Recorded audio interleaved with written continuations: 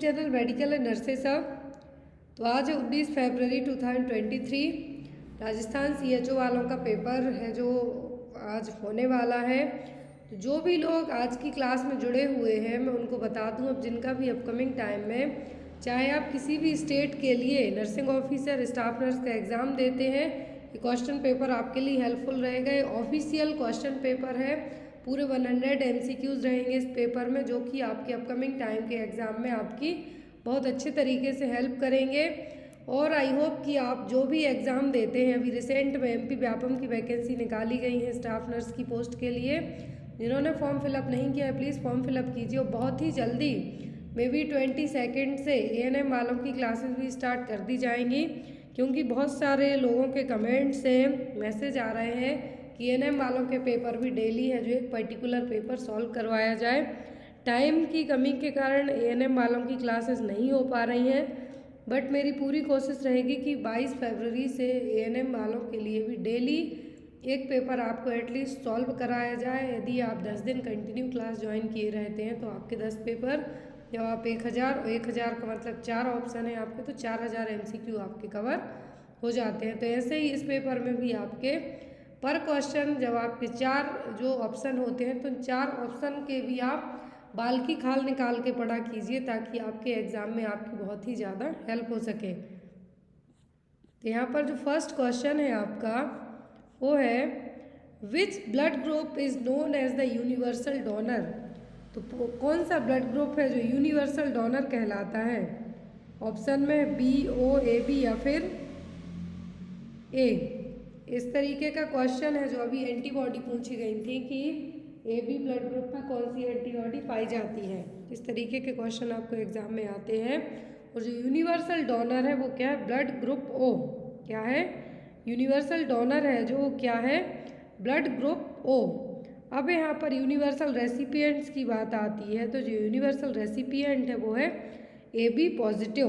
हमेशा याद रखें O नेगेटिव कहलाते हैं क्या यूनिवर्सल डोनर। अपना खून किसी को भी दान कर सकते हैं जिसको ज़रूरत है, लेकिन जो किसी का भी ब्लड ग्रुप रिसीव कर सकते हैं वो है AB पॉजिटिव वाले लोग, कि वो किसी का भी ब्लड ग्रुप जो रेड ब्लड सेल्स होती हैं वो रिसीव कर सकते हैं।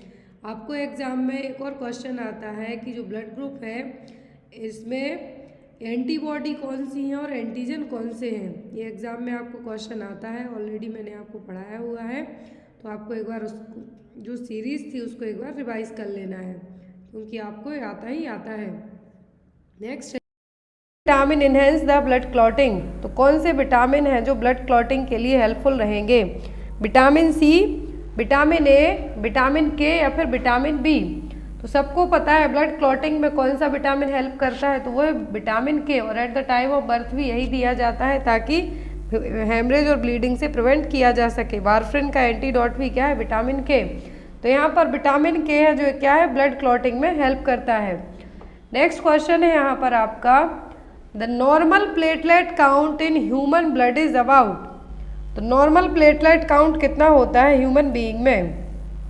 ऑप्शन है यहाँ पर 70,000 to 90,000 mm3 ब्लड, या फिर 1.5 lakh to 3.5 lakh mm² blood, या फिर 50,000 to 35,000 mm² ऑफ ब्लड, या फिर 4,000 to 11,000। तो कितना है जो नॉर्मल प्लेटलेट काउंट होता है? तो यहाँ पर जो नॉर्मल प्लेटलेट काउंट होता है वो 1,50,000 से लेकर 3,50,000 mm² ऑफ ब्लड। क्या है यहाँ पर? वैल्यू है इसकी। लेकिन यदि RBC की पूछते हैं और WBC की पूछते हैं तो WBC का होता है 3500 से 10,500 सेल्स। क्या है? 3500 से 10,500 सेल पर MCL, मतलब यहाँ पर लीटर में रहेगा। तो यहाँ पर जो आपको मेन है, आपको जो नंबरिंग याद रखनी है कि कितना है जो आपके लिए ब्लड है होना चाहिए आपकी बॉडी में। हीमोग्लोबिन वैल्यू पूछी जा सकती है, तो 13.5 to 17.5 ग्राम पर DL कितनी है? मेल में है। फीमेल में पूछें तो 12 to 15.5 ग्राम पर DL फीमेल में है। अब यहाँ पर आपको haematocrit value, red blood cells count, WBC count, platelets count, haemoglobin level, ये सबका आपको अलग अलग याद रखना होगा, यहाँ पर ऐड नहीं किया गया है, लेकिन आपको ये चीज़ें याद रखनी है। आपके एग्जाम में प्लेटलेट्स की जगह WBC काउंट पूछ सकते हैं, RBC काउंट पूछ सकते हैं। नेक्स्ट वन है यहाँ पर sterilization of endoscope is done by. तो एंडोस्कोप का जो स्टरलाइजेशन है किसके द्वारा किया जाएगा? By autoclaving, by UV rays, by 2% phenol या फिर बाय 2% ग्लूटाल्डिहाइड। तो जो एंडोस्कोपी है इसको हम कैसे स्टरलाइज करेंगे? तो इसको स्टरलाइज किया जाएगा 2% ग्लूटाल्डिहाइड से। मैंने आपको पढ़ाया था कि जितनी भी ट्यूब्स होती हैं उनको हम 2% ग्लूटाल्डिहाइड से क्या करेंगे? स्टरलाइज करेंगे। नेक्स्ट वन है यहाँ पर urine sample for culture is collected from. तो यूरिन सैंपल हमें लेना है यदि टेस्टिंग के लिए, तो कब कलेक्ट करना चाहिए सैंपल को? First urine, last urine, mid stream urine या फिर फर्स्ट एंड लास्ट यूरिन? तो फर्स्ट सैंपल हम यूरिन सैंपल कलेक्ट करना है तो कब कलेक्ट करना चाहिए? फर्स्ट यूरिन, जो फर्स्ट वॉइडिंग यूरिन है मॉर्निंग की, उसको कलेक्ट करना चाहिए। उसमें आप ज़्यादा अच्छे से जो बैक्टीरिया है, जो भी इन्फेक्शन है, उसको प्रॉपरली हम क्या कर सकते हैं? डायग्नोस कर सकते हैं। तो फर्स्ट यूरिन और first voiding urine early morning का है जो सैंपल कलेक्ट करना चाहिए। नेक्स्ट वन है यहाँ पर what is the normal size, जिसमें लेंथ, विड्थ एंड थिकनेस है of non pregnant uterus in an adult. तो एडल्ट में जो नॉन प्रेग्नेंट में जो एडल्ट यूट्रस होता है उसका वेट कितना होता है? 50 to 60 ग्राम, लेकिन प्रेगनेंसी में 1000 ग्राम तक है जो चला जाता है। तो यहाँ पर नॉन प्रेग्नेंट यूट्रस का जो नॉर्मल साइज कितनी होती है, जिसमें यहाँ पर दिया हुआ 7.5 सेंटीमीटर लेंथ है, 2.5 सेंटीमीटर विड्थ है, 1.5 सेंटीमीटर थिकनेस है।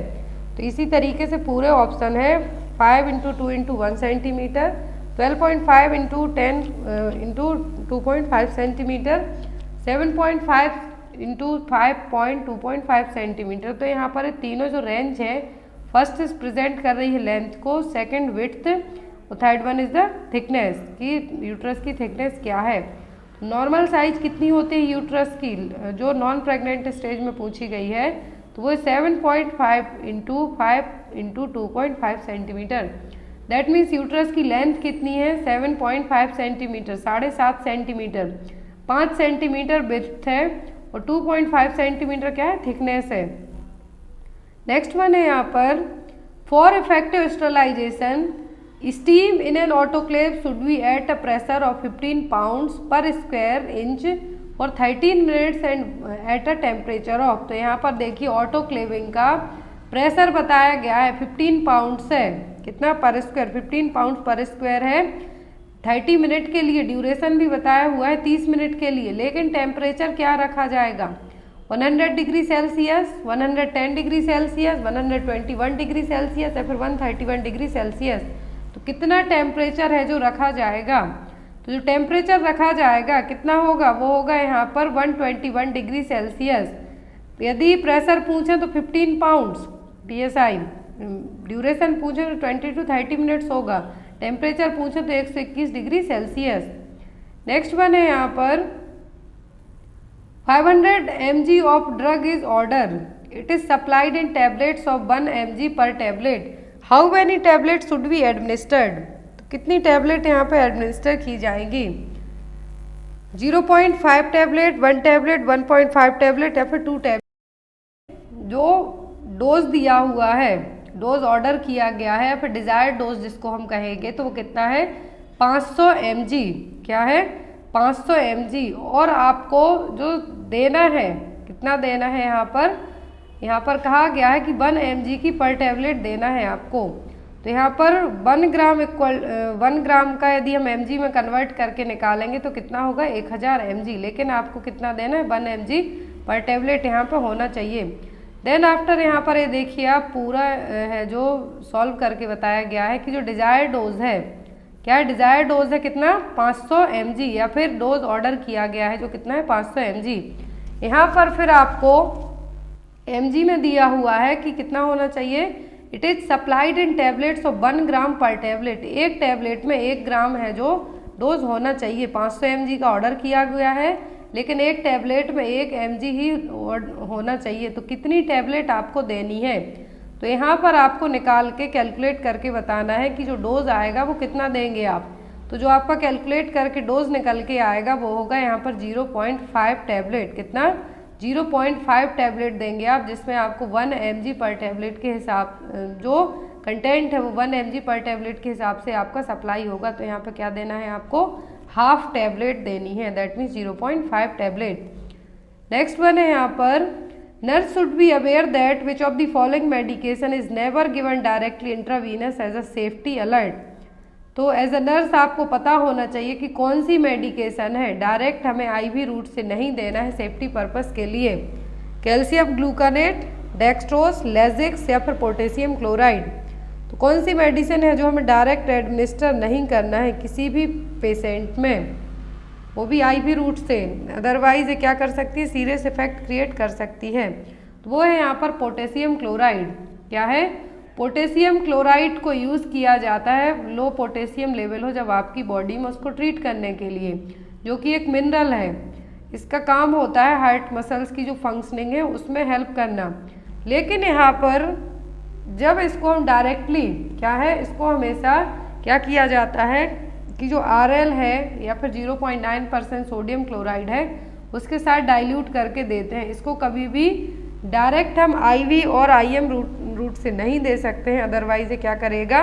सीवियर और ये कह सकते हैं हम एडमिनिस्टर किया तो क्या होगा? कार्डियक अरेस्ट आने के चांसेस ज़्यादा होंगे। क्यों? क्योंकि एक तो इसको हमेशा नेवर एवर इसके लिए कभी भी ओनली पोटेशियम क्लोराइड है जो IV रूट से नहीं दिया जाता, क्योंकि ये कार्डियक मसल्स में अरेस्ट लाने का काम कर सकता है। इसको हम क्या कहेंगे? Cardiac arrest. कार्डियक अरेस्ट होने के कारण क्या होगा? एक सीवियर और हमें भी कह सकते हैं इमरजेंसी सिचुएशन डेवलप होगी। इसीलिए हमेशा इसको, क्योंकि जब कोई भी हम IV रूट से मेडिसिन देंगे तो क्या होगा? इनका फास्ट तरीके से इन्फ्यूज़न होगा और ये बहुत फास्ट तरीके से एब्जॉर्ब होंगी। तो इसीलिए इसको हमेशा RL, रिंगर लैक्टेट या फिर 0.9% सोडियम क्लोराइड सॉल्यूशन के साथ ही दिया जाता है।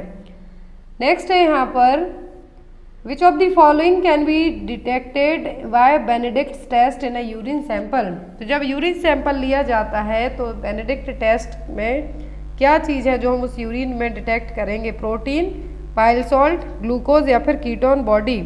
तो जो बेनेडिक्ट टेस्ट किया जाता है जिसमें यूरिन सैंपल लिया जाएगा तो उस यूरिन में क्या चेक किया जाएगा कि ग्लूकोज बॉडी है या नहीं। क्या है? ग्लूकोज को चेक किया जाएगा कि कितना ग्लूकोज है। तो यहाँ पर आपका जो आंसर होगा वो क्या होगा? ग्लूकोज। नेक्स्ट है यहाँ पर while measuring blood pressure in upper arm the chest piece of stethoscope is placed over which of the following arteries। तो जब आप अपर आर्म से BP मेजर कर रहे हो तो यहाँ पर स्टेथोस्कोप है जो आप कौन सी आर्टरी पर रखेंगे? चेस्ट पीस होगा स्टेथोस्कोप का, कौन सी आर्टरी पर रखेंगे जब आप BP अपर आर्म से मेजर कर रहे हैं? तो अल्नार पर, रेडियल पर, ब्रैकियल पर या फिर एक्सिलरी आर्टरी पर, किस पर आप रखकर चेक करेंगे BP के लिए? स्टेथोस्कोप का जो चेस्ट पीस है वो। तो यहाँ पर आपका आंसर आएगा ब्रैकियल। किस पर? ब्रैकियल। जब हम अपर आर्म में BP मेजर कर रहे हैं तो जो स्टेथोस्कोप का चेस्ट पीस है कहाँ पर रखा जाएगा? ये तो ये रखा जाएगा ब्रैकियल आर्टरी पर। कहाँ पर? ब्रैकियल आर्टरी पर। ये यहाँ पर पार्ट दिए हुए स्टेथोस्कोप के आपके एग्जाम में आ सकते हैं। ईयर पीस जो डॉक्टर्स कान में लगाए रहेंगे, ear tube, binaural spring तो यहाँ पर रहेंगे, ये है बेल, ट्यूबिंग पूरा, स्टेम और चेस्ट पीस। तो चेस्ट पीस आपको यदि पूछा जाएगा और यहाँ पर दो पार्ट होते, एक होता है डायफ्राम पार्ट, दूसरा होता है बेल पार्ट। तो ये भी आपको याद रखना है, आपके स्पेशली नॉर्सेट एग्जाम में आपको आ सकता है। नेक्स्ट वन है यहाँ पर for what purpose paraffin bath is used. तो पैराफिन बाथ है जो किसके लिए दिया जाएगा? बर्न पेशेंट के लिए, रूमेटॉइड अर्थराइटिस के पेशेंट के लिए, एब्डोमिनल डिस्टेंशन के लिए या फिर एडिमा के पेशेंट के लिए। तो यहाँ पर पैराफिन बाथ है जो दिया जाता है जनरली जिन पेशेंट को अर्थराइटिस हो या फिर जॉइंट्स पेन हो, जॉइंट स्टिफनेस हो उनमें। तो यहाँ पर अकॉर्डिंग टू ऑप्शन के आपका आंसर क्या होगा? Rheumatoid arthritis. रोमेटॉइड अर्थराइटिस के पेशेंट में पैराफिन बाथ है जो यूज़ किया जाएगा। इसमें एक तरीके से जो वैक्स होता है वो आपकी पूरी बॉडी पे लगाया जाएगा, गर्म टेम्परेचर दिया जाएगा जिससे आपको अर्थराइटिस पेन से रिलीफ मिले। तो ये क्या है? Paraffin bath. यूज़ किया जाएगा अर्थराइटिस पेन के लिए, सोर जॉइंट्स या फिर सोर मसल्स हैं तो उनके लिए। नेक्स्ट वन है यहाँ पर the angle of the syringe and needle for intramuscular injection. यहाँ पर एक क्वेश्चन एग्जाम में आता है, या तो आपको इमेज दी जाएगी कि कौन सा इंजेक्शन लगाया जा रहा है, या फिर पूछा जाएगा कि कितने एंगल पर कौन सा इंजेक्शन है जो दिया जाएगा। तो यहाँ पर IM इंजेक्शन को कितने एंगल पर दिया जाएगा। ऑप्शन में है यहाँ पर 90 डिग्री, 45 डिग्री, 15 डिग्री या फिर 10 डिग्री। तो जो इंट्रामस्कुलर इंजेक्शन दिए जाते हैं कैसे दिए जाते हैं, 90 डिग्री के एंगल पर। कितने पर, 90 डिग्री के एंगल पर। इंट्राडर्मल दिए जाते हैं 15 डिग्री एंगल पर। IV दिए जाते हैं 25 डिग्री एंगल पर। सबक्यूटेनियस दिए जाते हैं 45 डिग्री के एंगल पर। और जो IM होते हैं वो डायरेक्ट 90 डिग्री के एंगल पर इनको दिया जाता है। नेक्स्ट वन है यहाँ पर When a drug is to be given at bed time, which of the following coded instruction is used? तो जब कोई भी मेडिसिन बेड टाइम पर, सोने के टाइम पर दी जा रही हो तो क्या इंस्ट्रक्शन, क्या कोडेड वर्ड यूज़ किए जाएंगे, SOS, OD, HS या फिर AC। तो जो टर्म यूज़ किया जाएगा वो होगा यहाँ पर HS। क्या होगा, HS। जब कहा जा रहा है कि मेडिसिन आपको रात में सोने के टाइम पे देनी है तो क्या लिया जाएगा, HS। Once a day OD कहा जाएगा। SOS मतलब जब जरूरी हो तब देना है। नेक्स्ट है यहाँ पर where does catheter inserted through for left sided cardiac catheterization. तो यदि किसी पर्सन में left sided cardiac catheterization perform किया जा रहा है तो कैथेटर को कहाँ इंसर्ट किया जाएगा, एंटीक्यूबाइटल वेन में, रेडियल वेन में, फीमोरल आर्टरी में या फिर फीमोरल वेन में। तो कहाँ पर कैथेटर को इंसर्ट किया जाएगा, जब लेफ्ट साइडेड कार्डियक कैथेटराइजेशन किया जा रहा हो तब। तो यहाँ पर कैथेटर इंसर्ट किया जाएगा कहाँ पर, फीमोरल आर्टरी में। ये देखिए यहाँ पर आपको इमेज एग्जाम में आ सकती है कि जो कार्डियक कैथेटराइजेशन हो रहा है तो यहाँ पर कैथेटर इंसर्ट किया जाएगा कहाँ से, फीमोरल आर्टरी से, जब पेशेंट को लेफ्ट साइडेड हार्ट फेलियर हुआ हो तो। नेक्स्ट है यहाँ पर the term used to describe blood in the urine. कौन सा टर्म यूज़ किया जाएगा कि यहाँ पर यूरिन में ब्लड आ रहा है तो ग्लाइकोज यूरिया, हेमेट्यूरिया, पायूरिया या फिर एल्बुमिन यूरिया। तो टर्मिनोलॉजी यूज़ होगी वो होगी हेमेट्यूरिया। क्या होगी, हेमेट्यूरिया। ये ग्लूकोज है तो ग्लाइकोज यूरिया। हेमेट्यूरिया का मतलब है कि ब्लड आ रहा है यूरिन में, हीम वर्ड जुड़ जाता है दैट मीन्स ब्लड है। पायूरिया का मतलब पस सेल्स है। तो यहाँ पर आपका जो आंसर होगा वो क्या होगा, हेमेट्यूरिया। नेक्स्ट वन है यहाँ पर Which of the following drug that cause expulsion of gas from the intestinal tract। तो कौन सी गैस है, कौन सी ड्रग है जो आपके इंटेस्टाइनल ट्रैक्ट से गैस को बाहर निकालने का काम करेंगी। ऑप्शन में है यहाँ पर लैक्सेटिव, कैथार्टिक्स, कार्मिनेटिव्स या फिर एस्ट्रिंजेंट। जो मेडिसिन है गैस एक्सपल्सन के लिए हेल्प करेंगी तो वो कौन सी है, वो लैक्सेटिव्स। कौन सी है यहाँ पर, लैक्सेटिव्स।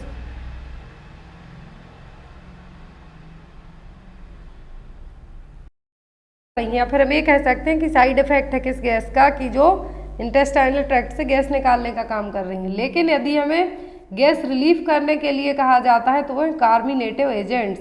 अब यहाँ पर जो मेडिसिन स्टूल को सॉफ्ट करने का काम करती हैं तो वो है लैक्सेटिव। लेकिन जब इनका ज़्यादा यूज़ किया जाता है तो ये क्या करेंगे, एज एन साइड इफेक्ट के तौर पर जो लैक्सेटिव्स क्या करते हैं, ये करेंगे गैस ब्लोटिंग को भी रिलीफ करने का भी काम करेंगे। कभी कभी स्टेटोरिया, हाइपोकैलेमिया भी कॉज कर सकते हैं। लेकिन आपको एग्जाम में याद रखना है कि कैथार्टिक्स पूछें तो डिफिकेशन को एक्सेलरेट करने में हेल्प करेंगे। कार्मिनेटिव है तो ये प्रिवेंट करेंगे फॉर्मेशन ऑफ गैस को। क्या करेंगे, फॉर्मेशन ऑफ गैस को प्रिवेंट करने का काम करेंगे। एक्सपल्सन जो भी गैस बनी हुई उसको बाहर निकालने का काम करेंगे।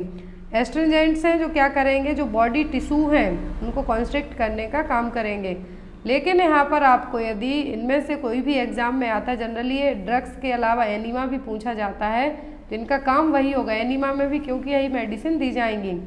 नेक्स्ट वन है यहाँ पर what is known as x ray study of the fallopian tube. तो फैलोपियन ट्यूब की स्टडी को क्या कहा जाता है, सोनोग्राफी, कॉलीसिस्टोस्कोपी, माइलोग्राफी या फिर साल्फिंगोग्राफी। तो यहाँ पर फैलोपियन ट्यूब के एक्सरे को कहा जाएगा साल्फिंगोग्राफी। क्या कहा जाएगा, साल्फिंगोग्राफी।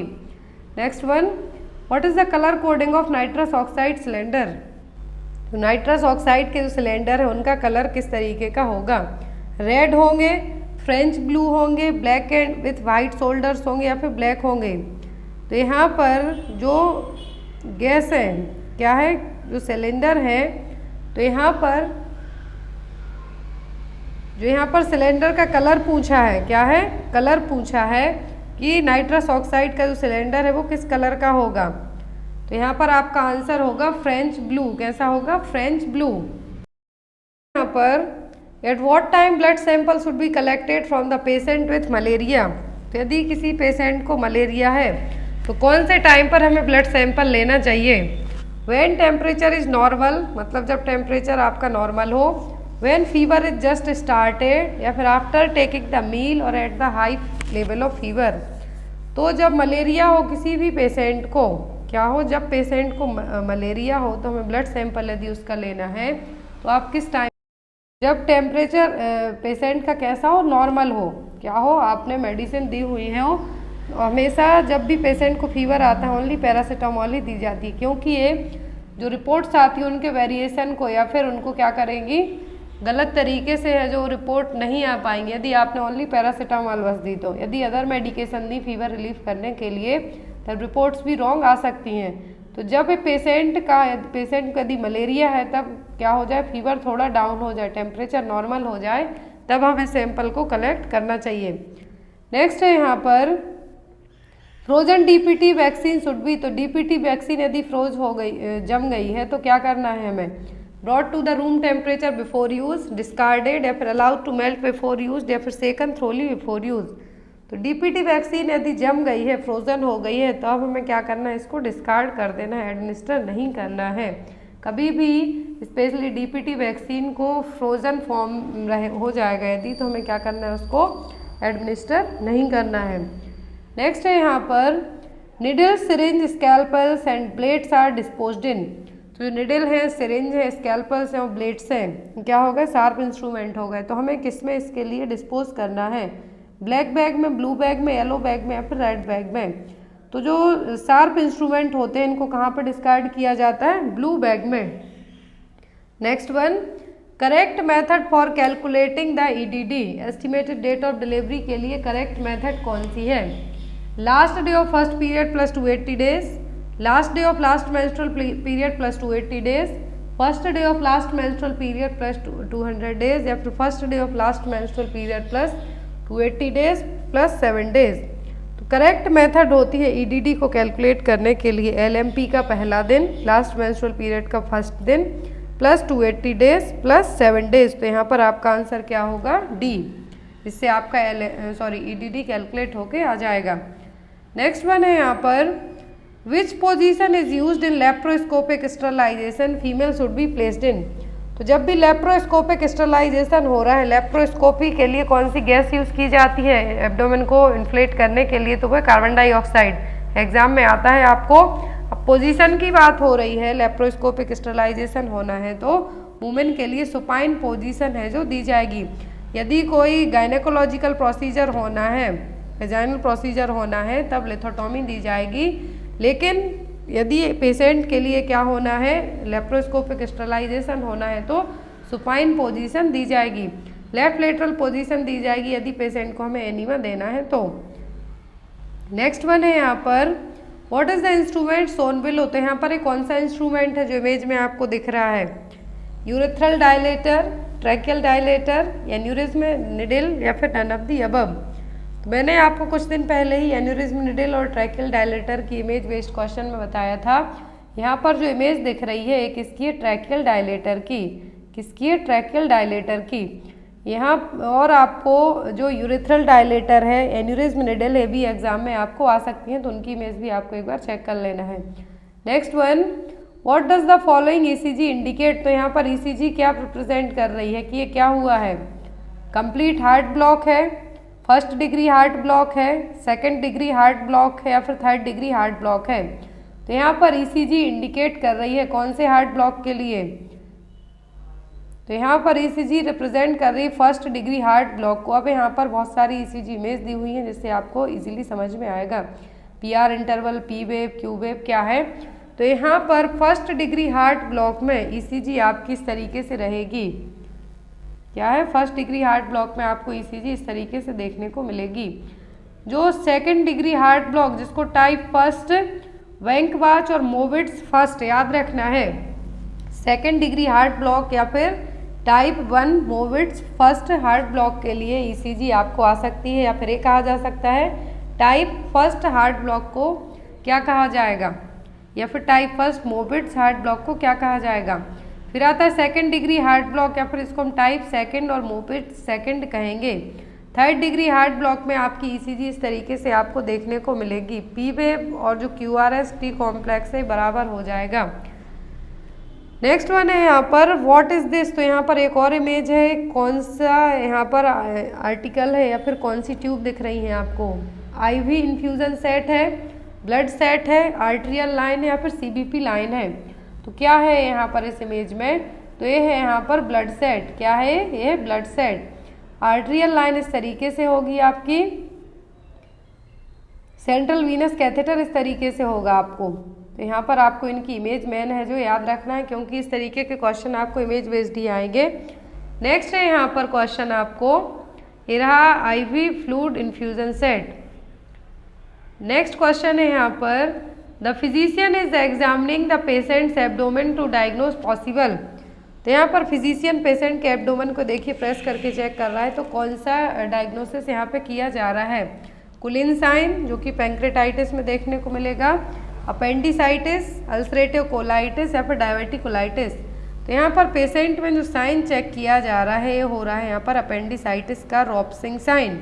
कौन सा साइन चेक हो रहा है, अपेंडिसाइटिस का रॉप्सिंग साइन चेक किया जा रहा है। रॉप्सिंग साइन का मतलब क्या है, continuous deep palpation starting from the left iliac fossa, anti clockwise way में कोलोन के यहाँ पर लेफ्ट इलियक फोसा के यहाँ पर कंटिन्यूअस डीप पाल्पेशन किया जाएगा। जब आप राइट इलियक फोसा को प्रेस करेंगे तो आपको पेन होगा लेफ्ट साइड में। तो ये क्या कहलाएगा, ये कहलाएगा रॉप्सिंग साइन, क्लासिकल साइन है अपेंडिसाइटिस का। एग्जाम में आपको क्वेश्चन है जो आ सकता है, रॉप्सिंग साइन किसका क्लासिकल फीचर है, तो ये अपेंडिसाइटिस का। डॉक्टर यहाँ पर जो रॉप्सिंग साइन है इसी को चेक कर रहे हैं। नेक्स्ट वन है यहाँ पर कि जब आपने लेफ्ट इलियक फोसा को प्रेस किया डीप पाल्पेशन के थ्रू तो पेन होगा आपको राइट साइड। नेक्स्ट वन है यहाँ पर, identify the symbol shown in this photograph. यहाँ पर एक इमेज में आपको सिंबल दिख रहा है ग्रीन कलर का, है क्या, रिसाइक्लेबल वेस्ट है, ई वेस्ट है, बायोहैजार्ड वेस्ट है या फिर फूड वेस्ट है। तो ग्रीन कलर क्या रिप्रेजेंट करता है, ये करेगा रिसाइक्लेबल वेस्ट के लिए। नेक्स्ट वन है यहाँ पर, the test date in the picture is to test the patency of. तो किसकी पेटेंसी यहाँ पे चेक की जा रही है, अल्नार आर्टरी की, रेडियल आर्टरी की, अल्नार वेन की या फिर रेडियल वेन की।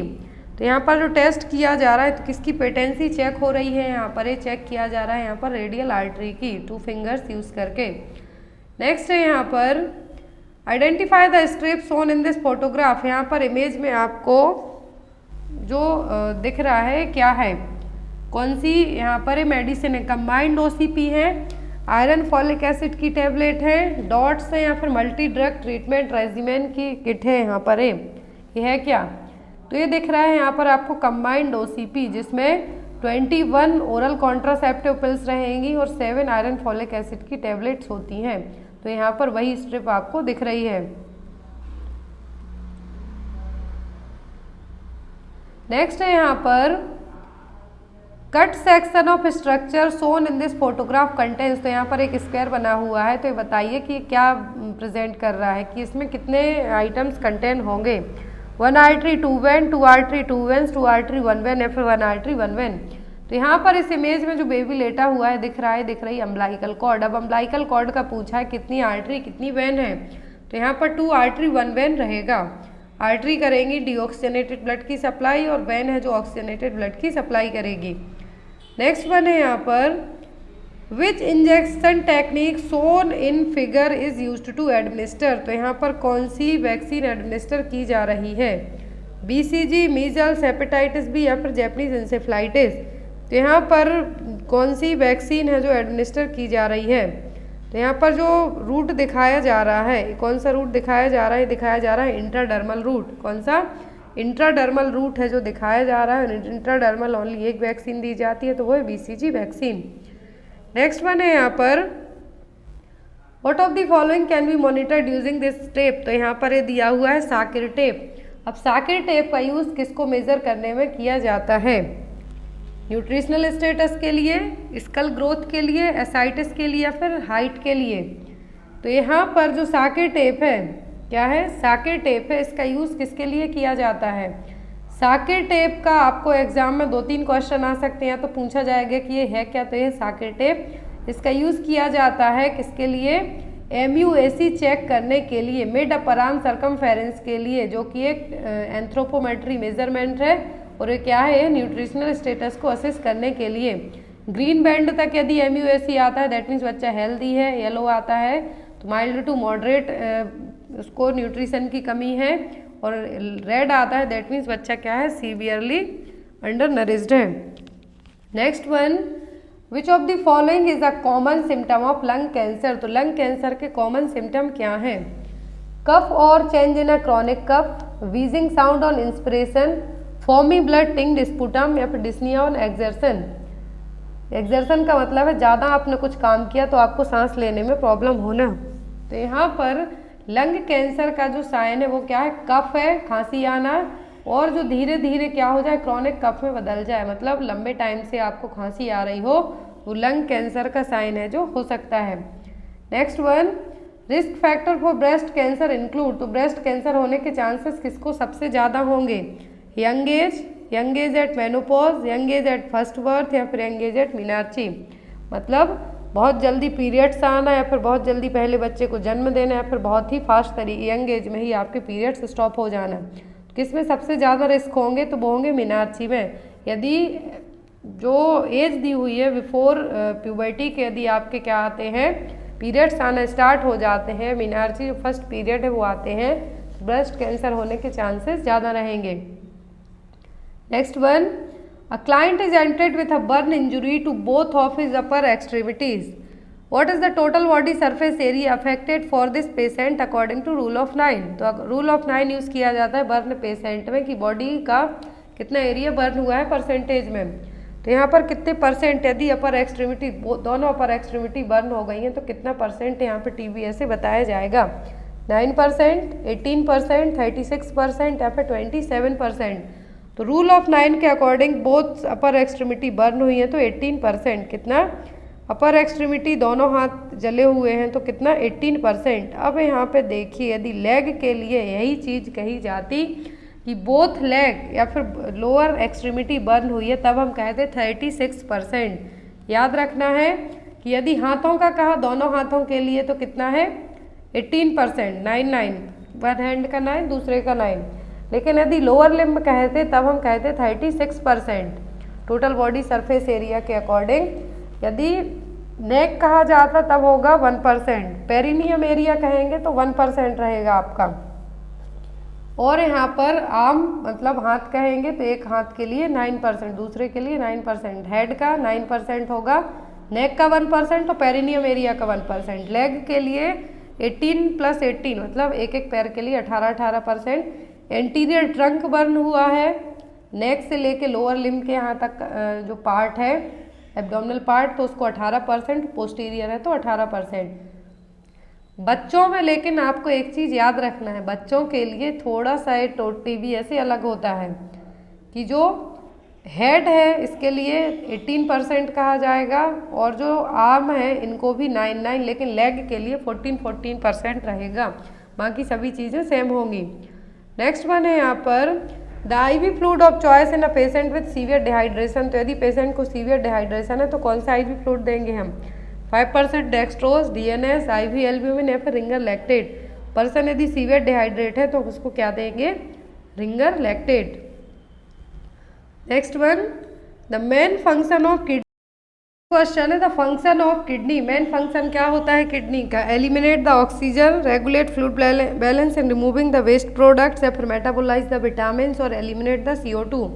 तो किडनी का मेन फंक्शन होगा कि आपकी बॉडी के इलेक्ट्रोलाइट्स बैलेंस को रेगुलेट करना, साथ ही साथ जो वेस्ट प्रोडक्ट है उसको रिमूव करना। नेक्स्ट वन है यहाँ पर connection between arteries and veins are known as.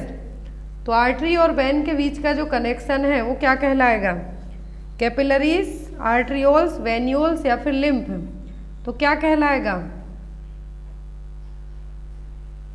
तो आर्टरी और जो वेन के बीच का कनेक्शन है क्या कहलाएगा? कहलाएगा कैपिलरीज। क्या कहलाएगा? कैपिलरीज।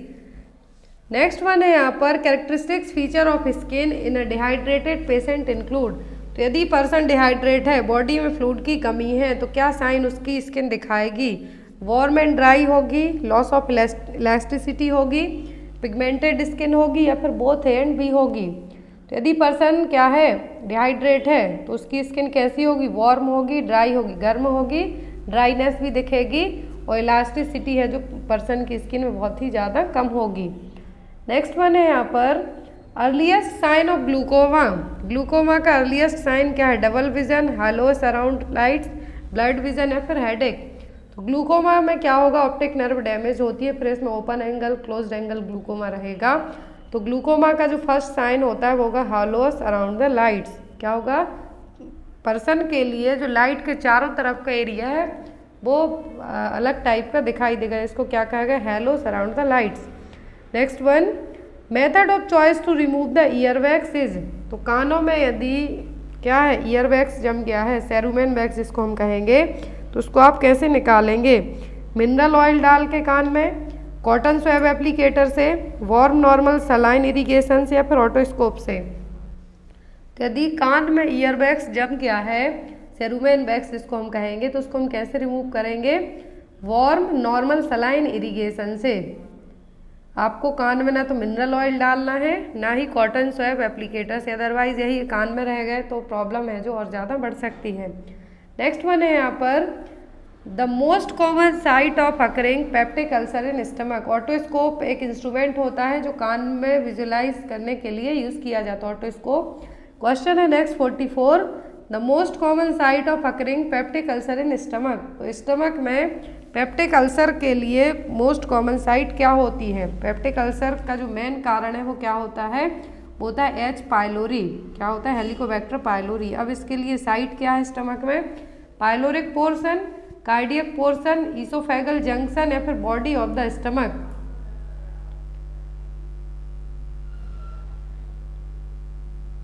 तो यहाँ पर आपका आंसर होगा pyloric portion.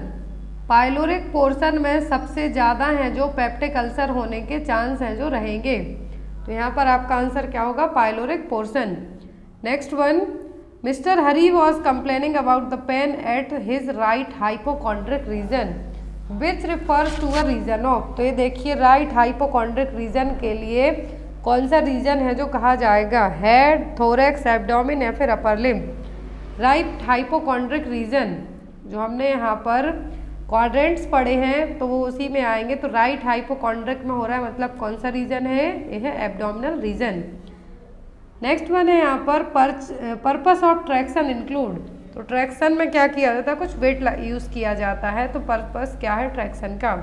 Used in the treatment of fracture, it helps to reduce muscle spasm and contracture, helps in internal reduction, या फिर बोथ ए एंड बी। तो ट्रैक्शन में वेट यूज़ किया जाता है, तो ये फ्रैक्चर ट्रीटमेंट में यूज़ किया जाएगा। मसल स्पाज्म और कॉन्ट्रैक्चर को प्रिवेंट करने के लिए इसको यूज़ किया जाएगा। तो यहाँ पर आपका आंसर होगा D, both A and B. Next one है यहाँ पर abnormal hardening of bone and an elevation in bone density is known as. तो बोन्स में क्या हो रही है? हार्डनिंग हो रही है, बोन्स की डेंसिटी भी बढ़ रही है। तो ये क्या है? ऑस्टियोपोरोसिस है, ऑस्टियोपेट्रोसिस है, ऑस्टियोमलेशिया है, फिर अर्थराइटिस वुड है। क्या टर्म यूज़ किया जाएगा? हार्डनिंग हो रही है, बोन्स की बोन डेंसिटी बढ़ रही है, तो ये क्या है? ऑस्टियोपेट्रोसिस। ऑस्टियोपोरोसिस में बोन डेंसिटी कम होगी ना कि बढ़ेगी, यदि आपको डाउट हो तो। ऑस्टियोमलेशिया होगा विटामिन डी की कमी के कारण।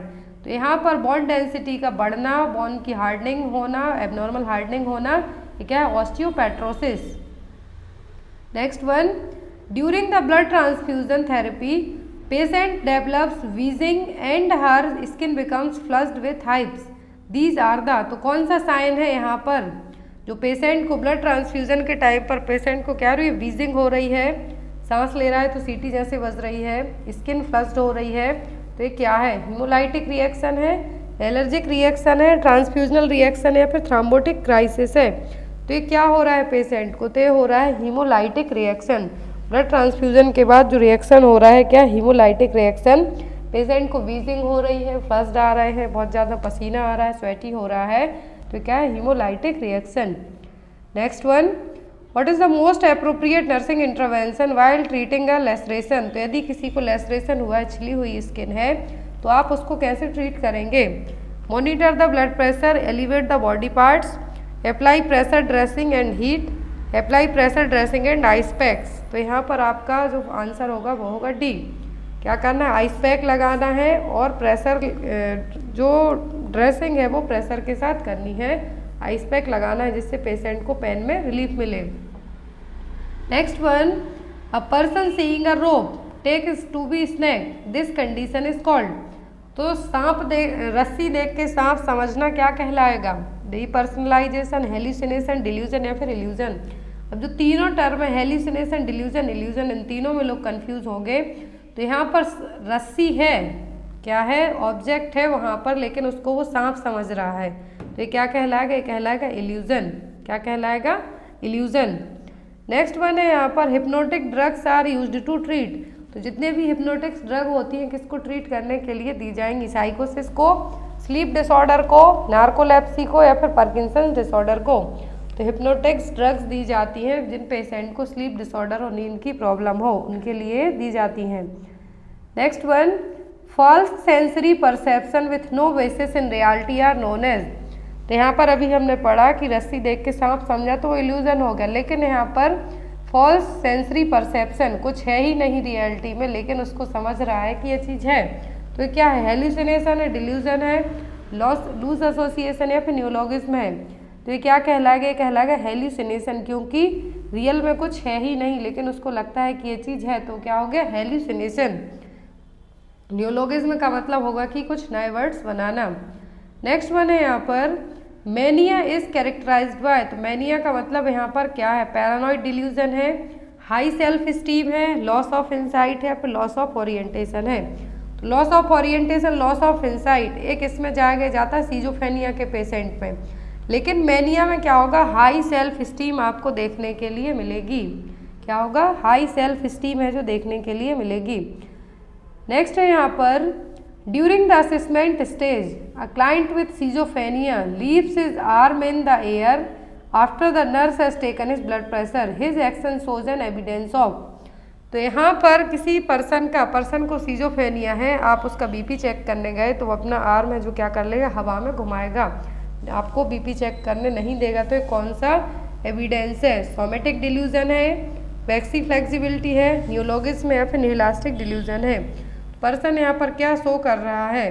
तो ये यहाँ पर वैक्सी फ्लेक्सिबिलिटी। क्या है? वैक्सी फ्लेक्सिबिलिटी, कि आप उसका बीपी चेक करने आए लेकिन अपने उसने हाथ है जो ऊपर को कर लिया, मतलब कर लिया, तो ये क्या हो गया? हो गया waxy flexibility. Next one, bottle fed babies are more prone than breast feed baby. जो बॉटल फीडिंग बेबी होते हैं और जो ब्रेस्ट फीडिंग बेबी होते हैं, तो बॉटल फीडिंग बेबी में क्या है जो होने के चांसेस ज़्यादा रहेंगे ब्रेस्ट फीडिंग बेबी के? तो जो बच्चे ब्रेस्ट फीड करते हैं उनमें डायरिया इन्फेक्शन होने के चांसेस बहुत ही कम होते हैं as compare to bottle feed के। नेक्स्ट वन है यहाँ पर, the nurse is aware that the most common assessment finding in a child with ulcerative colitis. तो यदि बच्चे को अल्सरेटिव कोलाइटिस है तो क्या फाइंडिंग आपको देखने को मिलेंगी?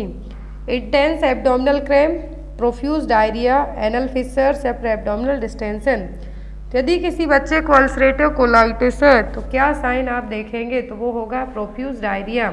क्या होगा? क्लासिकल साइन है अल्सरेटिव कोलाइटिस का profuse diarrhoea. Next one, MMR means, तो MMR का मतलब होगा मैटरनल मॉर्टेलिटी रेट। क्या होगा? Maternal mortality rate. Next one है यहाँ पर, expected weight of 1 year old child when the birth weight is 3.5 kg। तो यदि at the time of birth बच्चे का वजन 3.5 किलो है तो 1 साल की एज में कितना हो जाएगा? तो 1 साल में होगा ट्रिपल, कितना? 3 गुना, डबल होगा 5 to 6 मंथ में, ट्रिपल होगा 1 साल में। अब 3.5 किलो वेट है तो 1 साल में कितना हो जाएगा? 10.5 kg, क्योंकि ये 3 गुना होगा 1 साल में। नेक्स्ट वन है यहाँ पर, identify the incorrect pair among the following. तो इनमें से इनकरेक्ट पेयर आप पहचानिए कौन सा है? BCG TB intradermal, DPT pertussis subcutaneous, MMR rubella subcutaneous या फिर OPV और पोलियो ओरल। तो यहाँ पर जो आपका आंसर होगा वो क्या होगा, वो होगा बी, क्योंकि ये दी जाती है इंट्रामस्कुलर ना कि सबक्यूटेनियस। तो यहाँ पर डीपीटी पर्ट्यूसिस के लिए तो दी जाती, लेकिन आईएम दी जाएगी ये, ना कि subcutaneous. Next one, which is the best solid food that can be used during the process of weaning. तो वीनिंग के लिए बेस्ट फूड क्या होगा, वीनिंग का मतलब होगा बच्चे को आफ्टर 6 मंथ की एज के बाद कॉम्प्लीमेंट्री फीड या फिर कुछ सॉलिड इंट्रोड्यूस कराना। तो क्या होगा बेस्ट बच्चों में, फ्रूट्स होगा, वेजिटेबल्स होगा, एग वाइट हो गया, फिर राइस सीरियल्स होगा। तो क्या होगा, फ्रूट्स, जो बच्चे इजीली डाइजेस्ट भी कर लेंगे। नेक्स्ट वन है यहाँ पर, which babies are at high risk to have hypothermia. तो कौन से बच्चों को हाइपोथर्मिया होने का रिस्क सबसे ज़्यादा होगा, baby with any congenital abnormality, low birth weight babies, healthy baby या फिर 1 ईयर ओल्ड चाइल्ड। तो हाइपोथर्मिया होगा उन बच्चों में जिनमें फैट ही नहीं होगा बॉडी पे ज़्यादा, वो बच्चे कौन से होंगे, low birth weight babies. Next one है यहाँ पर, which of the following condition is common in pregnant clients in the second trimester of pregnancy. तो client second trimester of pregnancy में है तो कौन सा जो कॉमन कंडीशन है देखने को मिलेगी, mastitis, metabolic alkalosis, physiological anaemia या फिर रेस्पिरेटरी एसिडोसिस। तो सेकेंड ट्राइमेस्टर में जो लेडी को डेवलप होने के चांसेस होंगे प्रेगनेंसी में वो होगा फिजियोलॉजिकल एनीमिया। WHO के अकॉर्डिंग क्या है, जब हीमोग्लोबिन लेवल प्रेगनेंसी में बिलो 11 चला जाता है तब एनीमिया कंसीडर किया जाएगा प्रेगनेंसी में। नेक्स्ट वन है यहाँ पर, the diet that is appropriate in normal pregnancy should be high in. तो प्रेगनेंसी में कौन सी डाइट है जो लेना चाहिए जिसमें सबसे ज़्यादा क्या हो, कार्बोहाइड्रेट एंड विटामिन होना चाहिए, प्रोटीन्स, कार्बोहाइड्रेट एंड फैट्स होना चाहिए, फैट्स एंड मिनरल्स होना चाहिए, फिर प्रोटीन, मिनरल्स एंड विटामिन होना चाहिए। तो प्रेगनेंसी में जो डाइट ली जाती है उसमें प्रोटीन, मिनरल्स और विटामिन है जो प्रॉपर मात्रा में होना चाहिए। नेक्स्ट है यहाँ पर, placenta is the organ that provides exchange of nutrients and waste products between mother and foetus, this to develop by. तो प्लेसेंटा एक ऑर्गन है, टेम्पररी ऑर्गन है जो कि माँ और बच्चे के बीच में कनेक्शन रखता है, जो कि न्यूट्रिएंट्स, वेस्ट मटेरियल को क्या करेगा, माँ और बच्चे के बीच में एक्सचेंज करने का काम करेगा। तो ये कब डेवलप हो जाता है, तो ये होता है फर्स्ट मंथ में ही। कब हो जाता है, फर्स्ट मंथ में ही ये डेवलप हो जाएगा। नेक्स्ट वन है यहाँ पर, विच gland is responsible for initiating the menstrual cycle. तो कौन सी ग्लैंड मेंस्ट्रुअल साइकिल को इनिशिएट करने का काम करेगी, ovary, anterior pituitary gland, posterior pituitary gland या फिर हाइपोथैलेमस। मेंस्ट्रुअल साइकिल के लिए कौन सी ग्लैंड इनिशिएट करती है, तो वो है हाइपोथैलेमस। ये क्वेश्चन हर एक एग्जाम में आया है, स्पेशली CHO एग्जाम में। नेक्स्ट वन है यहाँ पर, and the best time to achieve the pregnancy. तो कंसीव करने का बेस्ट टाइम क्या होगा, midway between the periods, immediately after menses end, मतलब कि जब पीरियड्स खत्म हुए उसके एंड में, 14 days before the next period is expected, 14 days after the beginning of the next period. कौन सा टाइम बेस्ट होगा प्रेगनेंसी को कंसीव करने के लिए, तो वो होगा आपका 14 days before the next period is expected, क्योंकि ओवुलेशन है जो इसी टाइम पे होगा और ओवुलेशन के टाइम पर ही क्या होगा, एग रिलीज होगा। तो ये क्या होगा, बेस्ट टाइम होगा प्रेगनेंसी को अचीव करने का और कंसीव करने का। नेक्स्ट वन है यहाँ पर, the most common cause of abortion in the first trimester. तो पहले ट्राइमेस्टर में मतलब शुरू के 3 महीने में कौन सा कॉज है अबॉर्शन के लिए रिस्पॉन्सिबल होगा, chromosomal abnormality, trauma, maternal disease या फिर रिप्रोडक्टिव ट्रैक्ट इन्फेक्शन। तो क्या होगा कॉमनली, तो जो अबॉर्शन के लिए फर्स्ट ट्राइमेस्टर में कॉमन रीजन है वो क्या है, chromosomal abnormality. Next one, oral contraceptive pills need to be started on. तो जो OCP पिल्स हैं कब से स्टार्ट करना चाहिए, first day of menstruation, third day of menstruation, fifth day of menstruation या फिर 7th डे ऑफ मेंस्ट्रुएशन। तो जो OCP पिल्स हैं, ओरल कॉन्ट्रासेप्टिव पिल्स हैं, कब से स्टार्ट करना चाहिए, फर्स्ट डे ऑफ मेंस्ट्रुएशन से। कब से, पहले दिन से, मेंस्ट्रुएशन के पहले दिन से ही। नेक्स्ट वन है यहाँ पर, which of the following anti tuberculosis drug can not be given during the pregnancy. तो प्रेगनेंसी में एक सिंगल ऐसी एंटी ट्यूबरकुलर ड्रग है जो नहीं दे सकते, वो है स्ट्रेप्टोमाइसिन, क्योंकि ये क्या करेगी, टेरेटोजेनिक इफेक्ट क्रिएट करेगी, किसको, बेबी के लिए। नेक्स्ट वन है यहाँ पर, the nurse is providing a teaching session to a client who have ulcerative colitis. The nurse will instruct the client for which diet. अभी हमने पढ़ा अल्सरेटिव कोलाइटिस का क्लासिकल साइन। अब है अल्सरेटिव कोलाइटिस का पेशेंट है तो कौन सी डाइट आप उसको इंस्ट्रक्ट करेंगे। Carbohydrate consistent diet, high calorie high protein diet, high calcium high potassium diet, या फिर लो रेसिड्यू लो फाइबर डाइट। तो यहाँ पर जो आपका आंसर होगा वो होगी लो रेसिड्यू और लो फाइबर डाइट। क्यों? क्योंकि ऑलरेडी पेशेंट को अल्सरेटिव कोलाइटिस के पेशेंट को डायरिया होने के चांसेस ज़्यादा रहते हैं। उसी डायरिया को प्रिवेंट करने के लिए हम क्या देंगे, फाइबर डाइट है जो कम करने के लिए कहेंगे, क्योंकि हाई फाइबर डाइट क्या करेगा, डायरिया को और ज़्यादा कॉज करेगा। इसीलिए पेशेंट में क्या कहा जाएगा, low fibre diet and low residual diet है जो आपको लेना है। नेक्स्ट क्वेश्चन की तरफ मूव करेंगे हम। नेक्स्ट क्वेश्चन है यहाँ पर, patient complain of pain and has redness with swelling at the site of IV, the nurse must do. तो पेशेंट को जब आप क्या कर रहे हैं, IV के थ्रू कोई भी मेडिसिन या कुछ भी दे रहे हैं, तो वो जो IV साइट है वहाँ पर रेडनेस हो रही है, पेन हो रही है, तो आप क्या करेंगे, stop infusion and remove the IV cannula, start nasal oxygen, change IV tubing and the solution, apply warm moist pack to the reddened area. तो IV साइट यदि रेड है, स्वेलिंग आ रही है, तो आपकी फर्स्ट प्रायोरिटी होगी कि आप उस कैन्युला को ही रिमूव कर दें। इन्फ्यूजन को स्टॉप करना है और कैन्युला को रिमूव करना है। नेक्स्ट है यहाँ पर, physician ordered oral as well as nasal suction to a client, you will do suction first in. तो आप सबसे पहले सक्शनिंग कहाँ पे करेंगे, यदि फिजिशियन ने कहा ओरल और नेजल सक्शनिंग करना है पेशेंट की, तो फर्स्ट सक्शनिंग कहाँ पर करेंगे आप, सबसे पहले आप सक्शनिंग करेंगे कहाँ से, माउथ से, क्योंकि एस्पिरेशन से प्रिवेंट करना है। अदरवाइज जो म्यूकस जो सीक्रेशन आ रहा है पेशेंट उसको एस्पिरेट कर जाएगा। सबसे पहले आप कहाँ पे सक्शनिंग करेंगे, माउथ में, देन आफ्टर द नोज में। Next one is, you are irrigating or draining wound with sterile saline solution, which of the following would be the most appropriate procedure to follow.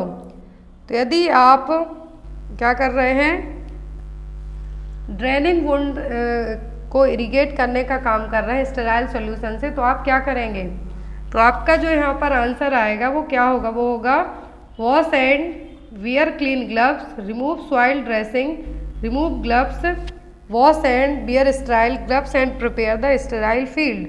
तो यहाँ पर आपको sequence wise है, तो याद रखना है कि सबसे पहले हाथ धोना है, ग्लव्स पहनना है, क्लीन ग्लव्स, सॉइल ड्रेसिंग उसको अलग करना है, फिर जो आपके ग्लव्स भी क्योंकि इन्फेक्टेड हो गए तो उन ग्लव्स को रिमूव करके फिर से हाथ धोना है, फिर स्टेराइल ग्लव्स पहनना है और जो स्टेराइल फील्ड है उसको प्रिपेयर करना है।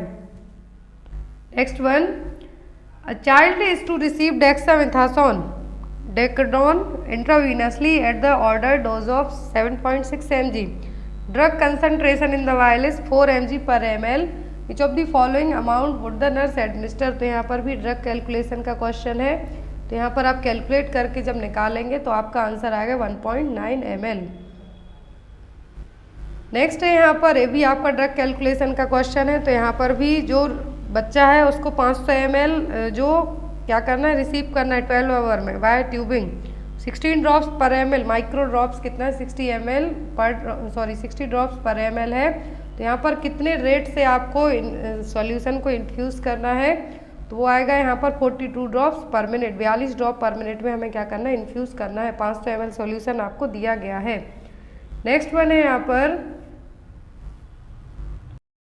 पर a clinic nurse prepares to administer an MMR, measles, mumps, rubella vaccine to a 5-year-old. The nurse administer this vaccine.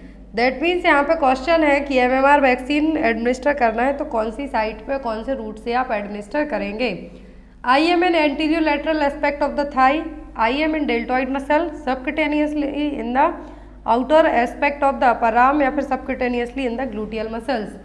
तो यहाँ पर MMR वैक्सीन हमेशा एडमिनिस्टर की जाती है सबक्यूटेनियस रूट से। वो कहाँ पर, 5 साल का बच्चा है तो outer aspect of the upper arm में आप इसको एडमिनिस्टर कर सकते हैं।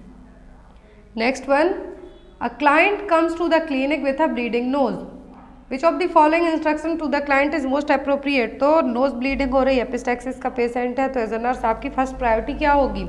तो यहाँ पर जैसा मैंने आपको बताया था जो सिलेबस है उसके अकॉर्डिंग 25% क्वेश्चन आपको क्लिनिकल नॉलेज से आने हैं। तो यहाँ पर वही क्वेश्चन है कि मेडिकेशन एडमिनिस्टर करना, कितना डोज दे दिया आपको, डिजायर्ड डोज दिया है, अब कितना एडमिनिस्टर करना है, कितनी रेट से करना है, ये सब आपका प्रैक्टिकल बेस में आएगा। यहाँ पर जो ब्लीडिंग नोज का पेशेंट है तो भी आपके क्लिनिकल में आएगा। तो यहाँ पर आपको क्या करना है, पेशेंट को sit up with your head tilt forward, grasp the soft part your nose firmly between your thumb and 4 finger. तो यहाँ पर आपको पेशेंट के लिए इस तरीके से क्या करना है, नोज ब्लीडिंग को स्टॉप करवाना है। Next one, the sequence of administration of medication in anaesthesia for ECT. तो इसका आंसर आप लोग कमेंट बॉक्स में देंगे और एक क्वेश्चन कम्युनिटी पोस्ट में भी रखा जाएगा आपके लिए कि ईसीटी के लिए, इलेक्ट्रोकन्वल्सिव थेरेपी के लिए एनेस्थीसिया दिया जाता है तो सीक्वेंस क्या होगा मेडिसिन का।